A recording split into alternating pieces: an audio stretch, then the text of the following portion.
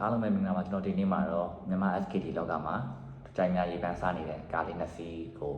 နိုင်ရှင်ကြည့်သွားမယ်ပေါ့နော်အဲ့ကားပါလဲဆိုတော့ Dongfeng Mate 2025 model နဲ့ Jet 850 2025 model ပေါ့ပထမအနေနဲ့ Dongfeng Mate လေးနဲ့စားလိုက်မယ် Dongfeng Mate ကားလေးကကြတော့သူက engine power 1.5 liter မှာ turbo charge ဖြစ်မယ်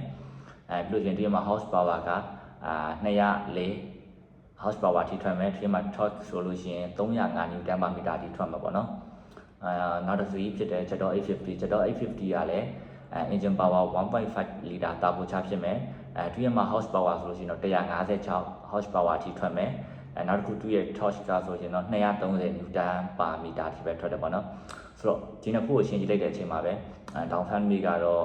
Jet 850 တဲ့ engine performance ပိုတာတယ်လို့တွေ့ရတယ်နောက်တစ်ခု gear box မှာဆိုရင်လည်း Dongfeng Mate က7 speed dual clutch transition ကိုသုံးပေးထားတယ်Jet 850 ကတော့ 6 speed auto transition ကိုသုံးပေးထားတယ်ပေါ့နော်ဆိုတော့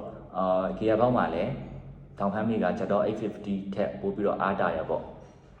ရုပ်ထွက်ပိုင်းကတော့နှစ်စီးလုံးကတော့ပြောကြမရှိဘူးDongfeng Mate ကကြတော့လူငယ်ဆန်ဆန် sporty လေးကိုသွားတယ်Jet 850 ကကြတော့luxury look ကိုသွားရပေါ့နော်အတွင်းပိုင်း interior ပိုင်းမှာဆိုလို့ရှိရင်လည်းနှစ်စီးလုံးကလည်း wireless charging ပါတယ်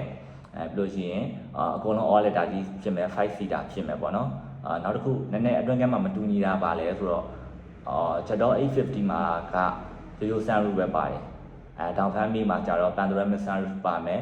ပြီးလို့ရှိရင် Dongfeng Mate ကကြတော့ seat motor နှလုံးပါမယ်Jet 850 က seat motor တစ်လုံးပါမယ် Dongfeng Mate က seat memory ပါမယ်Jet 850 မှာတော့ seat memory မပါဘူးပေါ့နော်ဒီမှာ tire size ကိုကြည့်မယ်ဆိုလို့ရှိရင်လည်း Dongfeng Mate ကR20 size ကိုသုံးပေးထားတယ်ပေါ့နော်Jet 850 ကတော့ R19 size နောက်ကကာကိုမှာဆိုလို့ရှိရင်လည်းDongfeng Mate က pedal motor ပါမယ်Jet 850 ကတော့ manual short bar နဲ့ပဲပါမယ်ပေါ့နော်အခုပြောပြပေးသွားတဲ့အချက်တွေကတော့ဒါကျွန်တော်တဝူးတစ်ယောက်တည်းအမြင်ကိုပြောပြပေးတာဖြစ်တယ်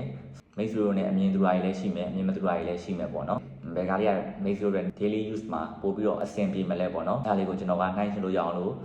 ပြောသွားတာပဲဖြစ်တယ်ဘယ်ကားကောင်းပါလဲဘယ်ကားမကောင်းပါဘူးလို့ကျွန်တော်ပြောပြပေးသွားတာမဟုတ်ပါဘူးဆိုတော့နောက်ဗီဒီယိုမှာဘယ်လိုကားမျိုးလေးတွေကို review လုပ်စီခြင်းလဲပေါ့နော်